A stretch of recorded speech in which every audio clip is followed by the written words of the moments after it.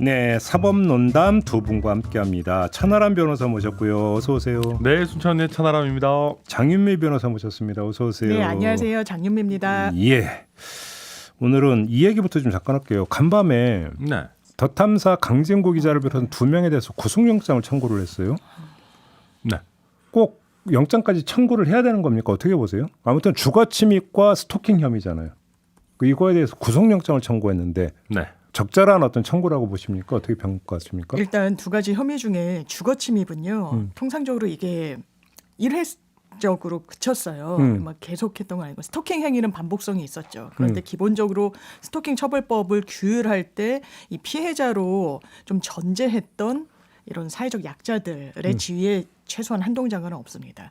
그렇다면 가벌성에 있어서 그런 부분 일반적인 스토킹과 달라요. 그러면 공동 주거 침입과 관련해서 더 방점이 찍힐 것 같은데 이 부분이 주거 침입은 보통 벌금형으로 끝나는 경우가 상당히 많아요. 그때 관악구에서 여성을 막 의도적으로 쫓아가서 문을 열려고 했던 사람은 실형 1년이 나왔는데 그거는 거의 기소를 강간 미수로 했다가 그 부분은 무죄가 나오고 다만 이 비난 가능성이 일반 주거 침입과는 다르다 그래서 실형에 나온 굉장히 이례적인 케이스였는데 그런 경우에 통상 이게 도주우려, 증거인멸의 우려가 있다는 건 법정형이 높은 범죄는 자동적으로 딸려오는 거거든요. 네. 내가 크게 처벌받을 것 같으면 증거도 인멸하고 도주할 수 있다라는 거기 때문에 통상적으로 주거침입으로 잘 영장치지 않습니다. 이거는 한동훈이라는 상수가 없다면 아마 이 해당 매체에 대해서는 영장 청구하지 않았을 거라고 봅니다. 아니 근데 이제 해당 매체가 되게 뭐랄까요 강경하잖아요. 그러니까 그리고 그때 압수수색하러 갔을 때도 뭐 막 막아서고 막 언론 탄압이다 막 하면서 이제 그러니까 이게 아마 증거인멸이라든지 뭐 도주라든지 이런 우려를 좀 높게 평가할 수밖에 없을 것 같고 그리고 그리고 뭐 주거침입의 행태라든지 이런 거 사실 좀 빡세니까 그것도 가가지고 막 도어랑 누르고 막 하는 근데 게. 한번 보죠. 그러니까 더 탐사는 아니 취재 과정인데 꼭 이렇게까지 해야 되냐라고 어제 입장이 나왔는데 지금 구속영장 청구한 대상이 두 명이 더 탐사 공동 대표예요. 네. 그러면 두 공동 대표가 더 탐사라고 하는 유튜브 채널을 팽개치고 도망가느냐 일단 두 번째 증거인멸은 주거침입 같은 경우는 유튜브로 생중계했잖아요. 그러니까 영상이 다 남아있잖아요. 인멸하고 말 증거가 없어요. 없습니다. 그런데 무슨 어떤 증거인멸이 뭐 우려가 이제 그런 거죠. 그 내부적인 어떤 뭐 판단이라든지, 그러니까 의도성이라든지 뭐 이런 부분에 대한 것들일 것 같고, 그러니까 아니 뭐 저는 그렇게 봅니다. 뭐 예를 들면 그분들이 뭐 범죄 사실 어느 정도 인정하고 뭐 수사에 협조하고 이런 거면은 이거 뭐 영장까지 치겠나 싶은데 그런 상황도 아니고 그러다 보니까 법원 판단 받아보겠다 이런 정도인 것 같아요. 그리고 뭐 이런 걸 계기로 스토킹 처벌법 뭐 영장 많이 치는 관행 생기면 좋죠. 근데 스토킹 혐의 같은 경우도 예를 들어서 이제 계속 따라붙으면서 그러니까 그 취재한 거에 대해서 법원에서 그거는 정당한 취재 행위라고 인정하지 않았습니까? 다만 그 이제 문 앞에서 막 하고 했던 거에 대해서 100m 접근 금지라고 하는 명령을 내렸지만 퇴근길 뭐 그러니까 차로 따라붙고 하는 거에 대해서는 정당한 취재 행위라고 판단했던 걸로 제가 뉴스에서 본 것 일단 같은데. 한동훈 장관에 대해서는 일단 차량으로도 따라붙지 말라는 취지이고 비서에 대해서까지는 이 부분을 허가하지 한동훈 않았던 장관에 걸로. 대해서는 그랬나요? 예. 제가 반쪽만 봤군요. 네, 그래서 그게 이제 법원의 그 명령을 위반한 거 이런 것도 좀 안 좋게 봤을 거예요. 뭐 당연한 얘기지만. 그래요. 네. 근데 사실 이제 그 예를 들어서 뭐 취재를 하다 보면 예를 들어서 취재 윤리가 위반이 될 수도 있겠죠. 취재 윤리가 위반이 될 수도 있는데 그거에 대해서 구속영장을 청구한다? 이거는 그렇게 사실은 그러니까 아니 예를 들어서 이제 그럼 뭐 그다음에 구속이 됐다? 아주 예외적인 상황인데. 예, 저는 그래서 법원이 영장 발부할 가능성이 비교적 낮다라고 보고. 그러니까. 제가 2003년도에 언론사 입사를 처음 했었는데요. 맞아요. 기자 출신이시지. 그때만 해도 경찰서를 이제 막 돌아다니는데 밤에 뭐 이런 표현, 일본식 표현으로 뭐 사스마리 한다, 뭐 이런 표현 하잖아요. 그럴 때 문건을 막 빼고 이런 걸 약간 미덕처럼 이야기를 하고 이랬었어요. 옛날에 그 큰 검사실에 들어가서 예, 그 사람 따고 문건 훔치다가 걸린 경우도 있긴 있었죠. 예, 실제로 있기도 했었죠. 예. 근데 그거를 약간 관행처럼 그리고 실제로 그게 적발이 되더라도 수사기관에서는 그냥 유야무야 넘어가는 상황이었는데 지금은 그런 취재 행태는 허용되지 않는 것 같고요. 큰일 나죠. 큰일 나죠. 예, 지금은 진짜 큰일 나고 다만 이런 일련의 과정 속에서 이게 취재라는 부분을 아마 영장실질 단계 단계에서도 더 탐사 측은 굉장히 강하게 항변할 것 같아요. 오늘 방송 다른 라디오에 나왔을 때도 그 부분을 굉장히 세게 얘기를 하더라고요. 그 강 기자라는 분이. 그런데 그게 법원의 심증을 잘 흔들지는 못할 겁니다. 그러니까 근데 이제 그런 거죠. 물론 그 격한 취재가 붙고 이런 경우들이 있지만은 법원에 의해서 뭐 100m 접근 금지가 나오고 이런 거 자체가 이례적이거든요. 아마 한 10년에 한 번 있을까 말까 한 일일걸요. 그것도 이례적이다. 통틀어서. 근데 그것도 이례적인데 이제 또 그거를 또 한 번 더 어기는 거는 더더욱 이례적이기 때문에 아마 굉장히 알겠습니다. 이례적인 상황인 것 같습니다. 법원이 진짜로 영장을 발부할지 그게 정말 궁금한데요. 네. 뭐 기다려 보는 수밖에 지금 없는 것 같고 본론으로 들어갔으면 좋겠는데 저희가 그제 민주당 법률위원장을 맡고 있는 김승원 의원은 이재명 대표에서 구속영장 청구할 거다라고 전방을 했고 네. 어제 인터뷰했던 유상범 국민의힘 의원은 뭐 이재명 대표가 성남협조 관해서 개인적으로 돈 받은 게 아니면 영장까지 청구하지는 않을 거라고 전망을 했고 좀 갈리더라고요. 그러니까 이게 전망인지 희망 뭐 네. 그렇다고 또 희망이라고 볼 수 있는 게 민주당 의원이 그러면 희망이 이건 아니니까. 근데 아무튼 두 분은 어떻게 전망을 하세요? 그러니까 저도 확실한 거 없으면은 쉽게 안 할 거라고 생각하는데. 영장 청구까지는 안 갈 거다.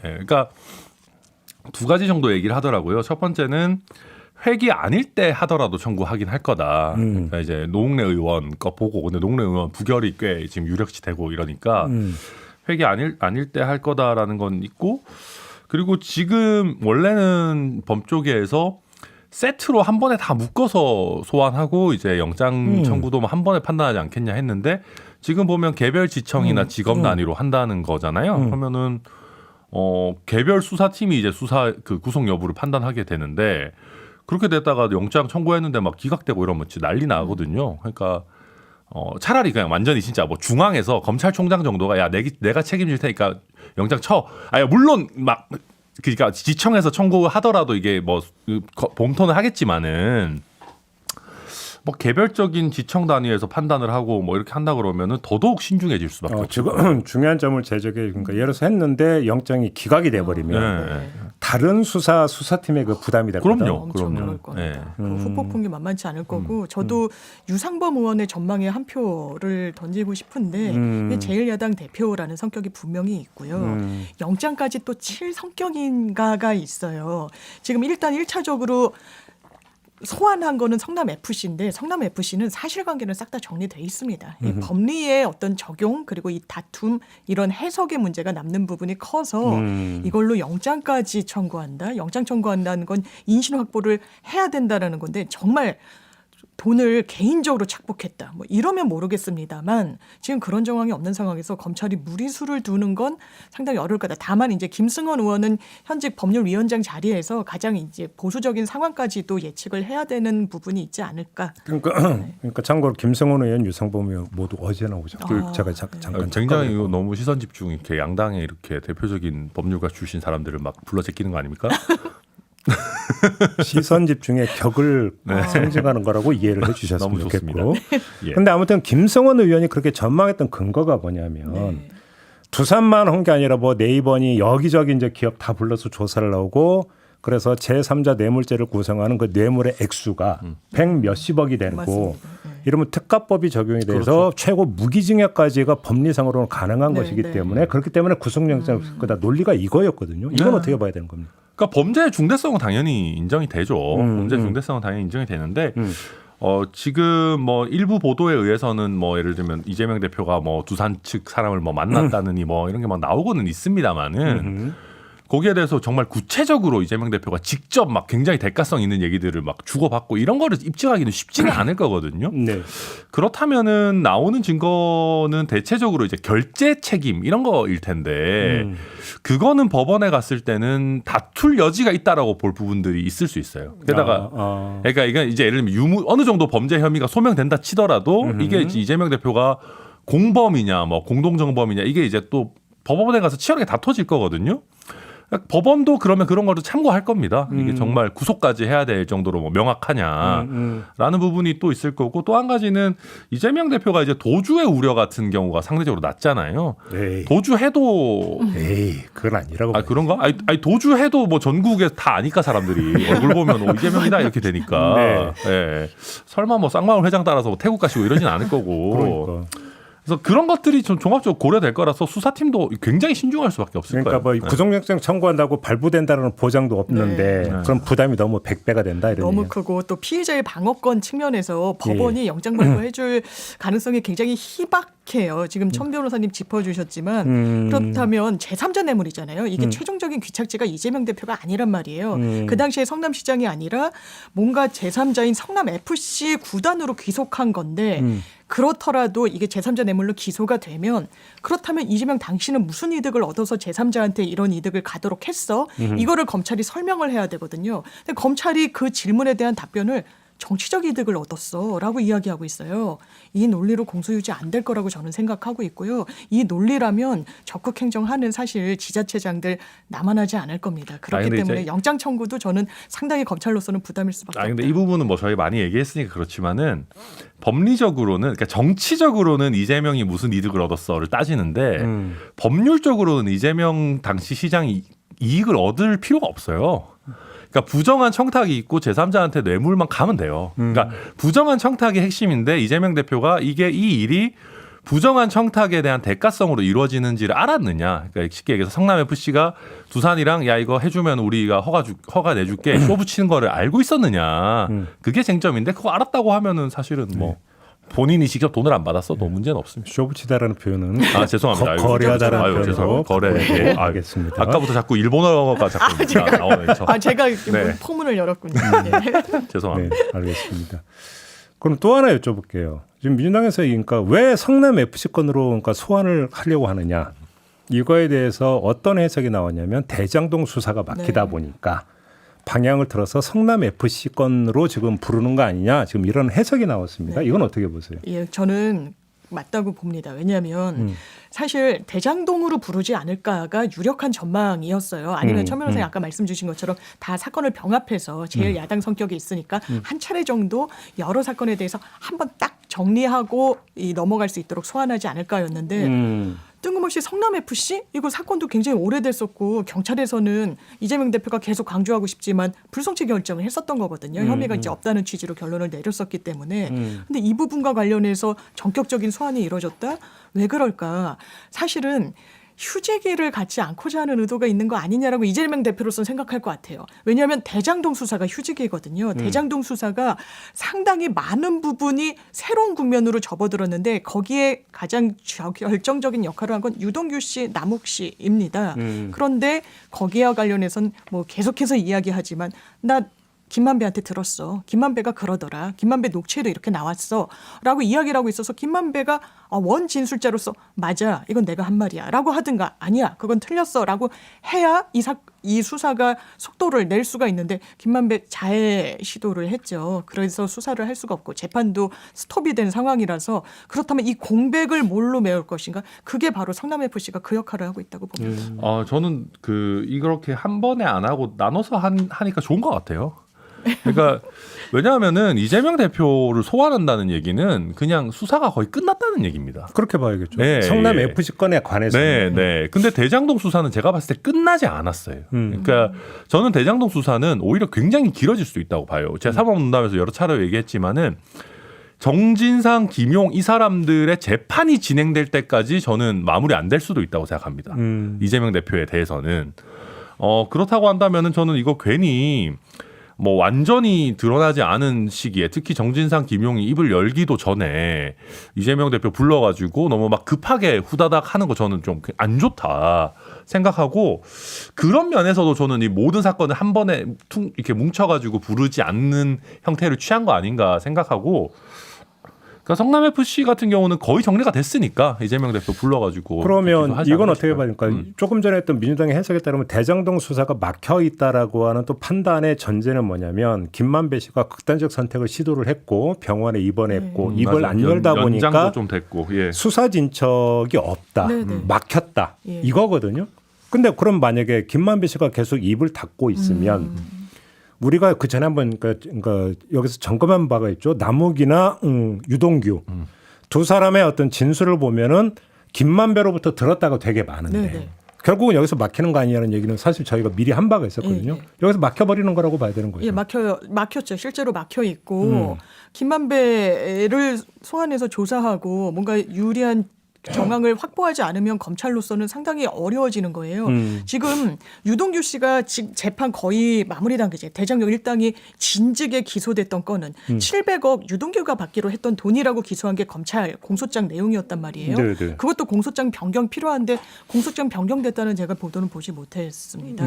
그러면 뭔가 이 재판과 결이 안 맞는 수사가 펼쳐지고 있기 때문에 재판도 한 차례 마무리를 짓고 그리고 마침표를 찍고 공소장 변경도 하고 수사는 그 결에 맞춰서 해야 되는데 그 분기점을 마련해 줄 김만배가 입을 닫고 전혀 수사할 수 없는 상황이고 건강 상태가 좋지 않으면 검찰로서는 사실상 다른 뾰족한 수가 없는 것 같습니다. 아 근데 저는 뭐 늘 그렇지만은 이재명 대표 기소할 수 없으면 할 수 없는 거죠. 뭐 네, 그런 거 아니겠습니까? 아니, 없기 기소하면 또 안 되는 거죠. 당연하죠. 그래서 지금 근데 이제 다만 이런저런 거를 진행은 꾸준히 하고 있는 것 같아요. 김용도 보니까 뭐 엊그젠가 추가 기소도 또 1억에 대해서 하고 뭐 이런 거 저런 거 뭐 하고 있는 것 같아서 정리가 충분히 되면 하지 않을까 싶고 근데 다만 이런 건 있습니다. 이제 김만배가 입을 열면 훨씬 더 편해지겠지만 제가 검사면은 김만배가 입을 안 열면 완전히 혐의 입증이 불가능한 상태에서 이렇게까지 진행을 하진 않았을 거라고 저는 보거든요.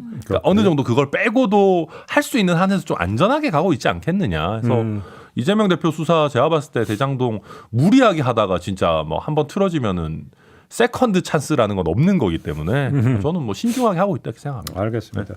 여기서 이거 그 불거져 나온 문제 있잖아요. 검사 실명을 공개한 부분에 대해서 어떻게 생각하십니까, 두 분은? 저는 일단 공공기관의 정보 공개에 관한 법률이란 게 있습니다. 거기에 예외적으로 공무원의 신상에 대해서 공개하지 않을 경우도 규율은 하고 있어요. 사생활 침해나 개인 어떤 침해가 우려되는 경우입니다. 그 경우에도 성명과 직무는 공개하는 게 원칙으로 되어 있습니다. 저는 검찰이 물론 이렇게 민주당 차원에서 공개한 게 의도가 없다라고 보기는 어렵죠. 정치적인 의도가 있겠죠. 그런데 한동훈 장관 이야기한 것처럼 천인공노하면서 조리돌림이란 표현을 쓸 정도의 일인가? 관련 규정 살펴보면 아시지 않겠습니까? 그리고 왜 뭐가 무서워서 공개되는 걸 저하는지 저는 좀 궁금하더라고요. 일단 근데 검사가 헌법기관입니까? 검사를 헌법기관이라고 칭하지는 않는 것 같습니다. 뭐 국가기관이죠, 뭐. 그래요? 네. 아니 그러니까 한동훈 장관 스스로 검사는 헌법기관이라고 주장한 바가 있다. 그게 지금 이제 그러니까 헌법에 써 있어요. 그러니까 헌법기관이라는 게 대단한 게 아니고 이제 헌법에 의해서 직접 권한이 부여되어 있는 기관을 저희가 헌법기관이라 부르는데 그게 약간 논쟁이 있습니다. 그러니까 헌법에 영장 청구권을 독점적으로 행사하는 지위가 있기 때문에 헌법기관이다라고 표현하는 사람도 있고, 근데 보통 우리가 좁은 의미의 헌법기관이라 하는 거는 헌법에 무슨 장이 있습니다. 예를 들면 뭐. 그러니까 이제 그거 이제 오부 요인이라고 할 때 그 오부 주된 뭐 기관 이런 것들을 주로 헌법기관이라고 하고 헌법은 그러니까 검찰은 이제 그냥 헌법에 권한이 써 있는 기관 정도인데 그게 뭐 애매할 수 있죠. 그러니까 저는 그냥 이거 단순히 궁금해서 그런데 그러면 검사 한 명 한 명이 국회의원하고 동급입니까? 그렇지는 않습니다. 동급은 아니죠. 그러니까 예를 들면 우리가 왜냐하면 국회의원은 걸어다니는 헌법기관이라고 하니까. 그러니까 헌법에 써 있다고 해서 뭐 권한이 다 똑같은 건 아니잖아요. 뭐 대통령과 예를 들면 뭐 어디 뭐 민족 뭐 이런데 똑같은 건 아니니까 경제자문회의 이런 게 뭐 똑같은 건 아니니까. 알겠습니다. 아무튼 검사 실명에 대해서 어떻게 생각하세요? 엄청 후졌죠.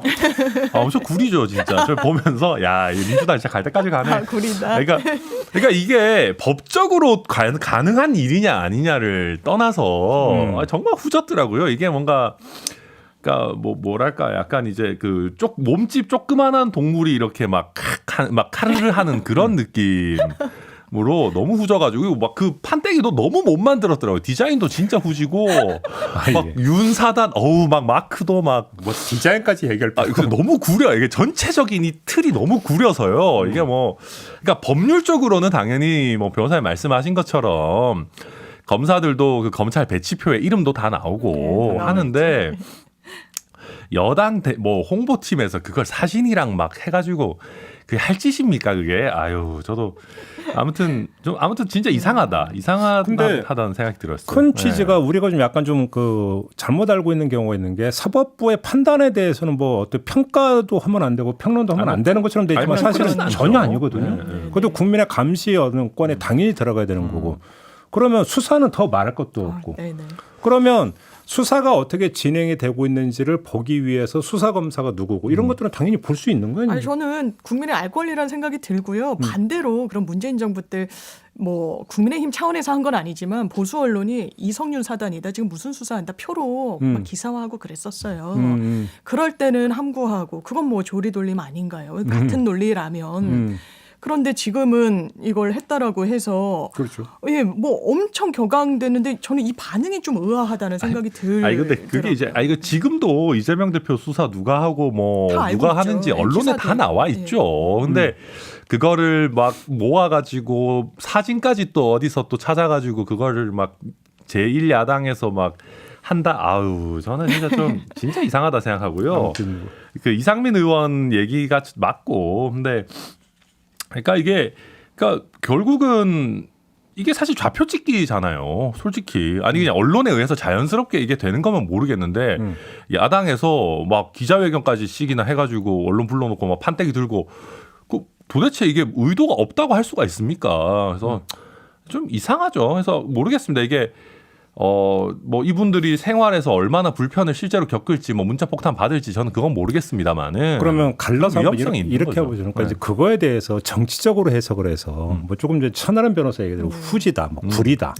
이거는 어떤 정치적인 어떤 평가니까 하더라도 법무부 장관이 나서서 대응하는 것은 달라야 되는 거잖아요. 그러니까 그거는 정해진 제도와 기준에 입각해서 평가하고 입장을 밝히면 되는 거잖아요. 정제를 해서.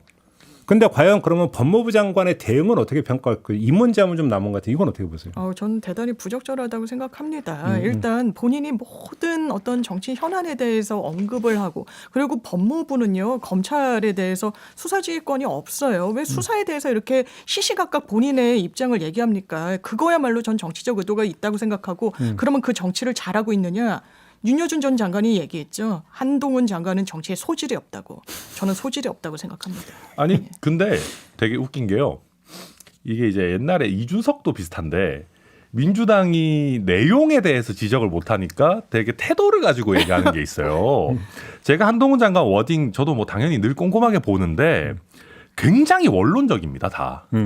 그게 이제 한동훈 장관이 굉장히 당당한 태도로 얘기해서 그렇지 보면 뭐 흠잡을 게 없어요. 얘는 다 그런 겁니다. 아니, 죄가 있으면 처벌하고 뭐 수사에 성역 없다. 이거를 그냥 다양한 표현으로 하는 거고 이번에도 보면 민주당의 이 행태가 수사에 관여하는 게 아니고 법무검찰을 관장하는 법무부 장관으로서 아니 이런 식으로 이렇게 좌표 찍고 조리돌림하면 안 된다라는 그 어떤 본인 산하의 구성원들을 보호하기 위한 어떤 멘트거든요. 그러니까 그런 겁니다. 예를 들면 정말 그러니까 제가 드린 질문은 지금 그러니까 열심히 수사하고 있는 수사 검사들의 영향을 미칠 수 있는 것은 부적절하다고 생각합니다. 예를 들어서 그렇죠. 이런 그러니까 표현과 법무부 장관에서 뭐 조리돌림을 했다든지 이런 식의 정치적 표현은 갈라서 평가해야 되는 거 아니냐. 저는 그 차원에서 지금 질문을 드린 거예요. 진짜 조리돌림을 하는데 조리돌림이라는 표현을 뭐 쓰지 말라는 법이 아버지를 뭘 조리를 돌려.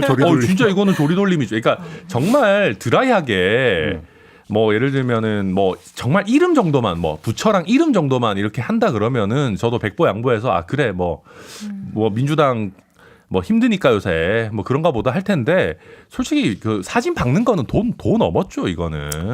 알겠습니다. 그 정도로 하고 이 그 연장선상에서 민주당은 다시 그 이야기를 하고 아니 도대체 도이치모터스는 어떻게 하는데 형평성 문제를 또 제기를 하고 있는데요.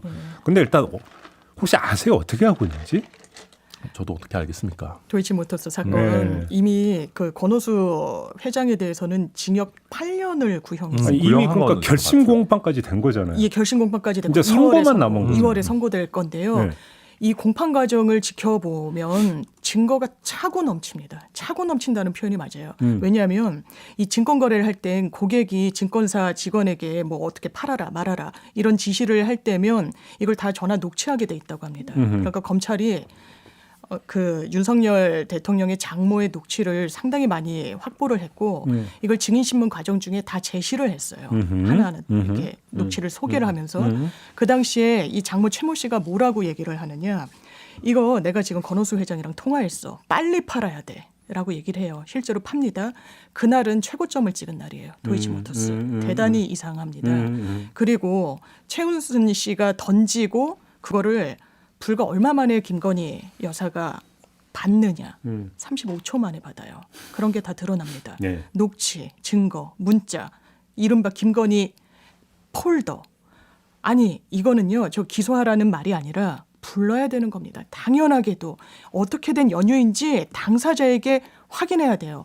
지금 장모는 부르기 어렵다라는 취지로 얘기하는데 장모 부르기 어려우니까 당연히 김건희 여사 더 당사자인데 부르기 어렵겠죠. 검찰이 저는 이걸 만약에 함구하고 오픈하고 싶지 않으면 공판 과정에서도 좀 저어했을 거란 생각합니다. 근데 그러지 않았어요. 왜?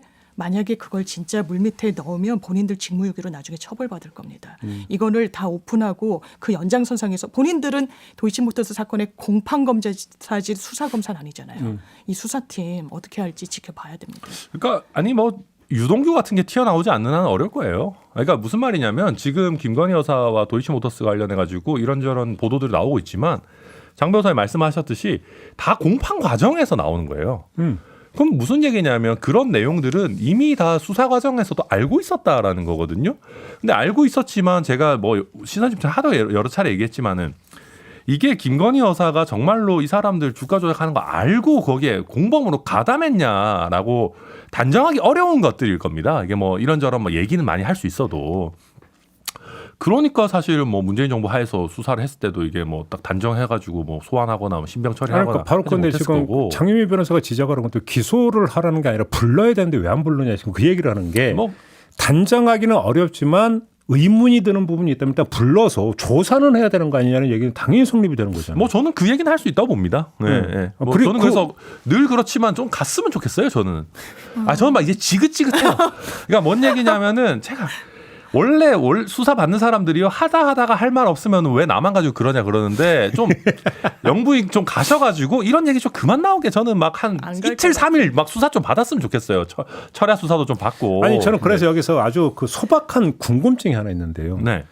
그러니까 수사가 이렇게 진행이 되고 법정에서 이런 것까지 나왔으면 그럼 수사팀이 지금 뭐를 주안점으로 보고 있고 어디까지 확보하고 있는가를 누구보다도 잘 아는 사람이 윤석열 대통령이라고 봐야겠죠.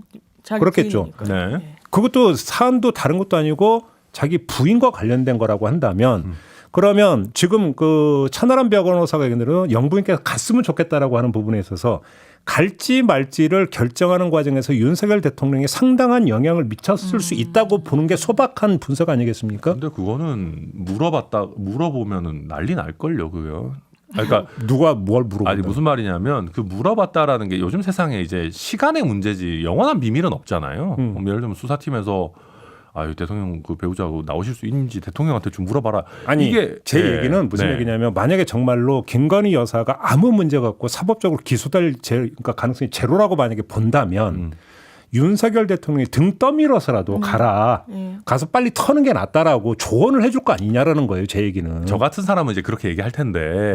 좀 다른가요? 근데 이제 그거는 좀 다르죠. 왜냐하면은 대통령 배우자씩이나 되는데 간다는 것 자체도 이제 어떤 뭐 좀 부담이 되는 거죠. 그럼 안 갈 거라는 얘기잖아. 그 얘기는. 그래서 어지간하면 안 부르는 게 그런 거죠. 그러니까 이재명 대표 소환이 신중한 것도 사실은 비슷한 거 아니겠습니까? 그러니까 물론 법 앞에 모두가 평등해야 되긴 되는데 수사팀 입장에서는 또 불렀다가 만약에 무혐의하면 또 면죄부 주려고 불렀냐 뭐 이럴 건 왜 불렀냐 뭐 난리기 때문에. 알겠습니다. 하도 여러 번 우리가 짚었기 때문에 그럼요. 요것만 그럼 마지막 질문으로 해볼게요. 2월에 이제 선고 나오죠. 네. 그러니까 권오수 회장에 대해요. 그 선고 결과가 김건희 여사에 대한 수사에 영향을 미칠 여지가 있다고 저는 보세요? 있다고 봅니다. 판결문에. 네. 왜냐하면 권오수의 혐의를 입증하기 위해서라도 주가 조작을 하는데 혼자 단독적으로 할 수 있는 게 아니잖아요. 여러 사람이 있잖아요. 돈도 해주는 사람. 그럼 누구의 주식을 불렸느냐. 그중에 하나가 김건희 여사라는 거고. 그러면 사실관계를 인정하고 확정하는 과정 중에서 그 범죄가 되는 행위 당연히 스토리가 판결문에 담길 수밖에 없고 거기에 김건희 여사가 완전히 도려내듯이 빠져 있을 것인가? 저는 그럴 가능성이 적다라고 생각합니다. 아니 뭐 쩐주라고는 네. 당연히 쓰여지겠죠. 거기 이제 별지 범죄 목록에도 보면 김건희 여사 계좌 뭐 거래 내역 뭐 쫙 300개가 나와 있죠, 이름이. 나올 거고. 근데 그거는 뭐 우리가 모두 다 이미 알고 있는 거니까. 전주가 네. 곧 그러니까 그 주가 조작에 가담했다는 적은 아니다. 그럼 이런 그건 저는 단순히 말씀이시죠? 쩐주로 플레이어. 설치되지 않을 것 같습니다. 아무튼 그게 근데 법원에서 만약에 정말로 이 사람이 주가 조작에 가담했을 거다 이렇게 쓰지는 못하겠죠. 아무튼 그래도 이제 어떤 행간이라는 게 있으니까 네네. 판결문이 상당히 어떤 파장을 미칠 전 수도 있다. 굉장히 그럴 거라고 생각합니다. 글쎄요, 뭐 봐야죠 그거는. 네. 알겠습니다. 그냥 그만두기 섭섭해서 제가 궁금한 게 하나 있어서 여쭤보겠는데요. 어제 사면이 있었으니까 네. 본인은 싫다고 그러는데 사면해 주는 경우 혹시 보신 적 있으세요? 아 저도 그래서 안 하는 게 낫지 않겠나. 그 해주고도 뭐 좋은 얘기도 못 듣는데 그 왜 아니 하나 싶은데. 이런 전례 본 적 있어요? 그 전에? 저도 잘 모르겠습니다. 그거는. 전혀 본 적이 없고 오히려 뭐 가석방, 사면 이랬을 때 상담을 하시는 분들이 있어요. 어떻게든 이거를 빨리 나오고 싶다. 사면 받고 내가 되고 싶다라고 이야기하는 사람이 거의 100%지. 나 안 나오고 싶어. 그런데 이 상황은 사실 김경수 전 지사가 내가 정치적으로 활용당하는구나. 이걸 사실 지우기가 어려워서 당연히 정치인으로서는 선택할 수밖에 없는 거 아니었나. 네. 여튼 이제 사면이라는 거는 뭐 대통령의 권한이니까 그 사람이 원든 원하지 않든 뭐 이론적으로는 할 수 있는 거예요. 그리고 이제 수형이라는 것도 세금이 들어가는 거니까 아니 뭐 나가 뭐 이렇게 할 수도 있는 건데 예. 예. 그만 먹고 이렇게. 예, 근데 좀 이상하긴 이상하죠, 사실은. 뭐 전례가 많지는 않을 겁니다, 최소한. 근데 뭐 한동훈 장관이나 윤석열 대통령 입장에서는 검토했는데 본인이 싫다고 해서 그러면 알겠습니다. 안 할게요 하면 또 이제 그 모양새 구겨진다 이렇게 본 그것도 좀 건가요? 이상하죠. 그런 걸 수도 있겠죠. 예. 그래요? 또 싫다는데 또 해주는 경우도 처음 봐가지고. 기본적으로 균형은 맞춰야 되는데 김경수만한 이 중량감 있는 정치인이 없고 거기는 무더기로 풀어주다 보니까 이런 게 아닌가. 아니 좀 기계적 균형했으니까 아까 그 최재형 의원한테도 그 질문 드렸는데 최측근이 여기 앉아 계시니까. 제가 뭐또 채찍거리겠습니까? 아니. 아무튼 예. 저는 원게 그 이명박 전 대통령은 사면해 주면서 벌금 80억 그냥 면제 준 거잖아요. 네, 면제 줬죠. 근데 한명숙 전 총리는 벌금 7억 미납했다고 사면 안 해주는 거. 예, 아니요, 복권 거기는 안 해주고. 복권 다 해줬어요, 예전에. 그러니까 이게 한명숙에 대해서 언론도 약간 잘못 쓰고 있는데 제가 열심히 봤거든요, 한번 궁금해가지고. 우리나라가 추징금에 대해서는 사면을 못하는 관행을 굉장히 오랫동안 가지고 있습니다. 그래서 뭐 전두환 뭐 나 사면 해줬는데 추징금 계속 받아야 되는데 뭐 돈이 없더니 뭐 이상한 소리 계속 나왔던 거고. 그게 왜 그러냐면은 우리가 사면은 형벌에 대해서 하게 되어 있는데 형법에 형벌의 종류에 추징이 안 들어가 있어요. 벌금은 들어가. 몰수까지만 들어가 있는데 근데 이번에 한명숙도 저희가 추징금에 대해서도 사면을 해주는 새로운 선례를 만들까를 대통령실에서 고민을 했어요. 왜 그러냐면 몰수랑 추징이 사실 거의 똑같은 거거든요. 아니 보통 추징 몰수를 한 단어로 쓰던데. 네. 맞아. 네. 그러니까 몰수를 못할 때 추징을 하는 거예요. 네. 그러니까 범죄를 해서 예를 들면 휴대폰을 훔쳤는데 휴대폰이 남아 있으면 그걸 몰수를 하는 거고 네. 내가 훔친 휴대폰을 팔아서 현금화했으면 그걸 추징을 하는 거거든요. 몰수랑 추징이 거의 비슷한 거다 보니까 추징에 대해서도 사면할 수 있지 않겠느냐라고 대통령 법무비서관실에서 이번에 검토를 했어요. 아 그래요? 그렇게 하면 한명숙도 사면할 수 있지 않겠냐라고 검토를 했는데 문제는 대법원 판례들이 조금 있습니다. 사면이 됐어도 추징금에 대해서는 사면이 된 게 아니다라고 하는 판례들이 몇 개가 맞아요. 있어서 이거를 입법적으로 해결을 안 하고 그냥 생짜 우리 선례를 바꿀래라고 하는 게 좀 부담스럽다. 그런 부분이 있어서 추징금에 대해서는 사면을 못하는 전례를 그냥 유지를 하게 된 거고 한명숙 전 총리 같은 경우는 문재인 정부 때 문재인 정부도 판단했을 때 추징은 사면을 못하니까 추징금을 제외한 나머지는 다 해결했어요. 복권 다 해줬어요. 그래서 못한 거지 이게 뭐 좀 다른 문제다. 그렇다. 네, 네. 그런 겁니다. 네. 알겠습니다. 그러면 그런 것도 갑자기 궁금해요. 이명박 전 대통령이 네. 추징금은 완납했는데 완납했죠. 벌금은 네. 미납인 상태로 있었다는 게 혹시 그러면 그래서 그 그건 겁니다. 허점을 보고 네, 네. 추징금부터 낸 건가요? 저는 다부진 의도가 있다고. 뭐 이야. 정확하고요. 추징은 사면을 못하는 선례 때문에 그렇게 한 거고. 이야, 그럼 법률 조언을 누가 했는지 모르지만 아, 근데 이건 당연히 기본이에요. 그렇죠. 이거는 뭐 아, 당연히 기본, 제가 해도 기본입니다. 했을 거고. 그리고 또 한 가지는 문재인 정부에서는 이제 그 요건을 하나 더 갖고 온 게 추징금 완납이 안 되면 사면을 안 하는 선례를 만들었어요. 그러니까 그 전 정부에서도 약간 암묵적으로 이렇게 했었는데 문재인 정부에서 그 거의 아마 명시적으로 얘기를 했을 거예요. 그러니까 벌금이야 뭐 사면 된다 쳐도 추징금 완납 안 되면 또 사면해주고 나서도 그거 계속 거들어 다녀야 되잖아요.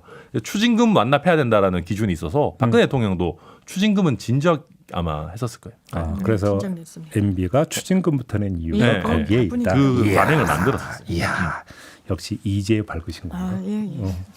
그런 건가요? 아, 뭐 그렇겠죠. 예, 네. 예. 알겠습니다. 자, 오늘 사법논담은 이렇게 마무리하겠습니다. 천하람 변호사, 장유미 변호사 고생하셨고요. 저도 함께 물러가겠습니다. 고맙습니다. 감사합니다. 감사합니다.